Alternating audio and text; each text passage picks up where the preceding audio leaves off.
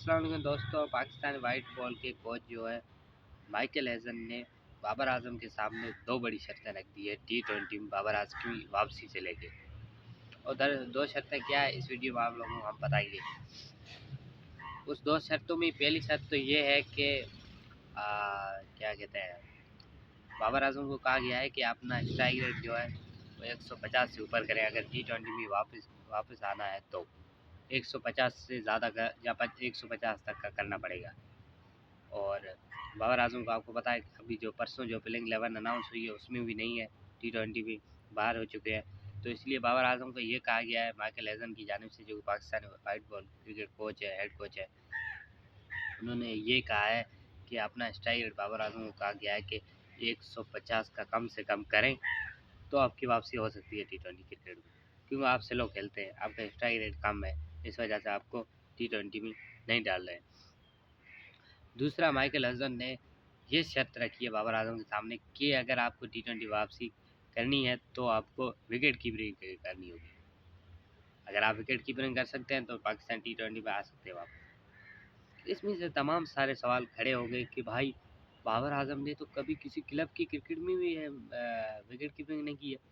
हमने तो आज तक कई जगह पे भी नहीं देखा है कि बाबर आजम ने किसी भी क्लब के किसी प्रैक्टिस मैच में विकेट कीपिंग करते हुए आज तक नहीं देखा है।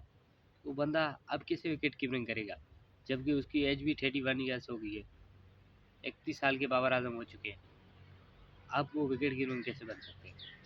तो ये तो ज़रा अजीब व गरीब माइकल हेजन का जो है ये जो शर्त है, कुछ समझ में नहीं आई बहुत सारे लोगों के। लेकिन बाबर आजम को फ़िलहाल ये कहा गया है कि आपकी दूसरी शर्त ये है कि आपको विकेट कीपर बन जाएंगे तो आप T20 में आ सकते हैं। तो अब तमाम सारे लोगों के, जो बाबर आजम के फ्रेंड है और भी तमाम सारे लोग हैं, उनके जहन और दिमाग में यही सवाल है कि अब बाबर आजम विकेट कीपिंग कैसे कर सकता है। बाबर आजम ने तो किसी लेवल पे किसी क्लब के मैच में भी विकेट कीपिंग नहीं की। मैंने तो आज दिन तक नहीं देखा बाबर आजम का, 6 से 7 साल से क्रिकेट देख रहा हूँ, आज दिन तक मैंने कभी बाबर आजम को प्रैक्टिस मैच में भी विकेट कीपिंग करते हुए नहीं देखा। तो अब वो कैसे कर सकते हैं? ये सिर्फ मैं नहीं कह रहा हूँ, ये आप लोगों जिस जो बाबर के फैन हैं, जो क्रिकेट को जानते हैं, वो तमाम सारे जो हैं इस वक्त जो है सवाल कर रहे हैं कि भाई बाबर आजम विकेट कीपिंग कैसे कर सकता है। तो अब देखते हैं कि क्या होता है, क्या माइकल ऑन ये शर्तें रखेंगे, क्या बाबर आजम विकेट कीपिंग की तैयारी करेंगे, या फिर वो अपना तेज़ खेल के स्ट्राइक रेट बढ़ाने की कोशिश करेंगे T20 वापसी के लिए। तो देखते हैं बाबर आजम के खिलाफ फिलहाल जो बाबर आजम के सामने ये दो शर्तें रखी गई है माइकल ओजन की जानिब से। लेकिन देखते हैं कि क्या करते हैं बाबर आजम, क्या विकेट में बन पाएगी या नहीं। लेकिन दूसरी बड़ी बात ये है कि आज बाबर आजम T20 से बाहर जो हुए हैं, तो उसकी रीज़न ही वजह ये है कि बाबर आजम खुद उसके ज़िम्मेदार है। वो कैसे, मैं आपको आसान अल्फाज में बता देता हूँ। वो ऐसे है कि बाबर आजम का स्ट्राइक रेट कम है, स्लो खेलते हैं। आपने देखा है बाबर आजम को अक्सर T20 में स्लो खेलता हुआ। कोई ऐसी 3 4 5 रनिंग होगी जिसमें बाबर आजम तेज़ खेले होंगे, लेकिन बाकी सारे इनिंग बाबर आजम स्लो खेले हैं। आपको पता है बाबर आजम ने T20 क्रिकेट में आ, क्या कहते हैं, पावर प्ले में 3 से 4 छक्के भी नहीं मारे होंगे, 4 छक्के तक नहीं मारे होंगे बाबर आजम ने पावर प्ले में T20 में। तो बाबर आजम स्लो खेलते हैं, इसकी वजह से बाबर आजम को जो है वो बाहर किया गया T20 में। अब बाबर आजम जो है वो अपना स्ट्राइक रेट बढ़ाएंगे तो ही बाबर आजम की वापसी होगी। ये हेड कोच का कहा गया है कि बाबर आजम बहुत ज़्यादा स्लो खेलते हैं।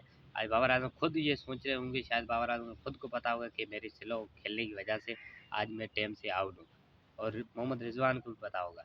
तो बाबर आजम को अब अपना स्ट्राइक रेट बेहतर करना होगा, ज़बरदस्त बल्लेबाजी करनी होगी, पावर प्ले में छक्के चौके लगाने होंगे, डोमेस्टिक में परफॉर्मेंस दिखानी होगी, PSL आ रहा है अगले साल में, उसमें परफॉर्मेंस दिखानी होगी, तेज़ खेलना होगा, तब जाके बाबर आजम की जगह जो है पाकिस्तान टीम बनेगी।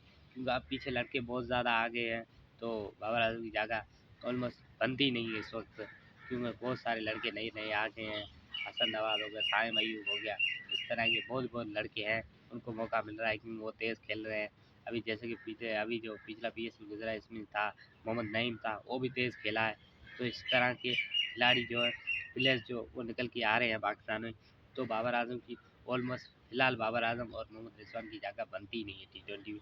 क्योंकि बहुत सारे पीछे जो है वो लड़के आ रहे हैं, उसकी वजह यही है क्योंकि वो लड़के आ रहे हैं, खेल रहे हैं, तेज़ खेल रहे हैं, बहुत ही ज़बरदस्त बल्लेबाजी कर रहे हैं लड़के। तो इसलिए बाबर आजम की अभी फ़िलहाल तो T20 जगह बनती हुई दिखाई नहीं दे रही। मेरे ख्याल में इस साल एशिया कप में भी शायद बाबर आजम विदाउट होंगे, क्योंकि वो नहीं आ पाएंगे, नहीं खेल पाएंगे, क्योंकि उनको स्क्वाड में डाला ही नहीं जाएगा। उसकी रीज़न ही वजह यही है आपके सामने है, क्योंकि एशिया कप को अभी तो 3 से 4 महीने रह गए, 2-3 महीने रह गए हैं। तो अभी अभी से नहीं है इन सीरीज़ में, तो एशिया कप में एकदम कैसे आ जाएंगे। 95% चांस बाबर आजम का इस साल एशिया कप में भी आने का नहीं है। तो बहरहाल देखते हैं क्या बाबर आजम अपनी T20 क्रिकेट में लाने के लिए जल्द बेहतरी करेंगे, स्ट्राइक रेट बढ़ाएंगे, या कुछ न कुछ करेंगे बाबर आजम के, जिसकी वजह से बाबर आजम वापस आ सके। आप लोग इसके ऊपर क्या राय रखते हैं, मुझे नीचे कमेंट सेक्शन में अपनी राय का इज़हार करें। बाबर आजम को फैन है कमेंट करें। मुझे दीजिए इजाज़त, मिलते हैं नेक्स्ट वीडियो में, तब तक के लिए खुदा हाफिज़।